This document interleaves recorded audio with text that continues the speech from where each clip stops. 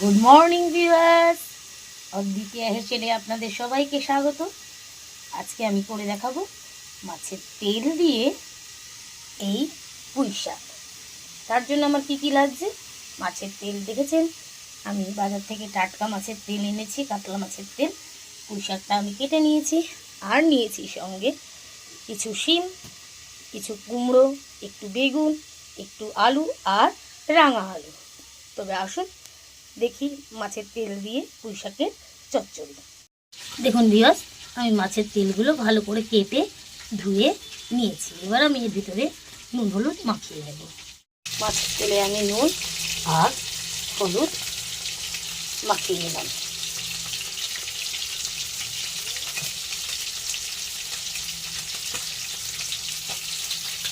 তাহলে বন্ধুরা, আমি একটা প্রেসার কুকারে এই পুঁই শাকগুলো আর যা সবজি কেটে রেখেছিলাম সব একটা সিটি মেরে নেব নুন হলুদ দিয়ে। সবজিগুলো আমি দিয়ে দেব সব।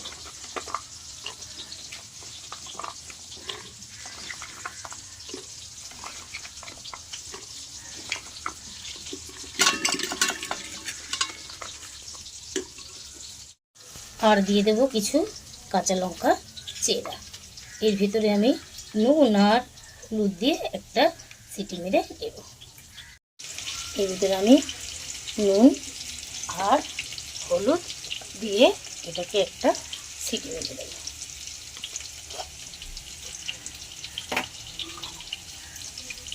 সামান্য একটু জল দিয়ে দিলাম। এবার আমি এটাকে বন্ধ করে একটা সিটি মেরে নেব। তাহলে একটা সিটি মেরে নিই আমরা। তাহলে বন্ধুরা, আমার পুঁই শাক সিটি মারা হয়ে গেছে। এবার আমি একটা ওভেনে কড়াই বসিয়ে দিয়েছি। কড়াইটা হয়ে গেছে। এবার আমি এর ভিতরে দিয়ে দেব তেল।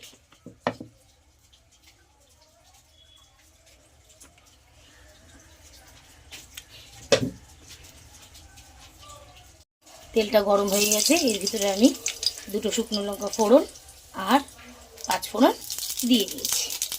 এর মধ্যে আমি এবার দিয়ে দেবো আমি মাছের তেল, নুন হলুদ মাখানো মাছের তেলগুলো।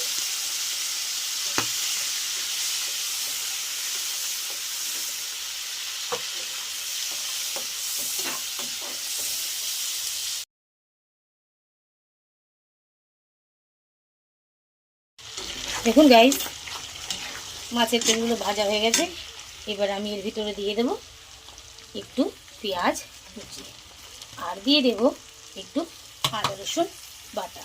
কারণ জানেন তো, মাছের তেলে একটু আঁশটানি গন্ধ হয়, তাই আমি 1 চামচ আদা রসুন বাটা দিয়ে দিয়েছি। আর দিয়ে দেবো এর ভিতরে নুন, তো আমার দেওয়াই আছে পুঁই শাকে অল্প করে, আর অল্প করে পুঁই শাকের এই মশলাগুলোর মধ্যে একটু নুন দিয়ে দিলাম। আর দিয়ে দেব একটু হলুদ গুঁড়ো, আর দেব সামান্য লঙ্কার গুঁড়ো। এবার আমি এগুলোকে ভালো করে কষাবো। দিয়ে দিলাম একটা টমেটো কুচি।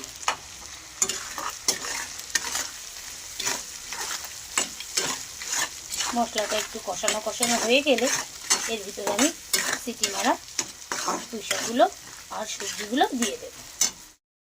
দেখুন বন্ধুরা, আমার মাছের তেলের সঙ্গে মশলা কষানো হয়ে গেছে। এবার আমি দিয়ে দেব সিটি মারা সবজিগুলো।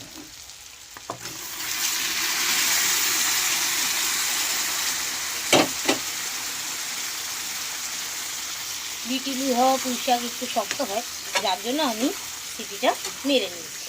এগুলো দিয়ে এবার ভালো করে আমি কষিয়ে নেব।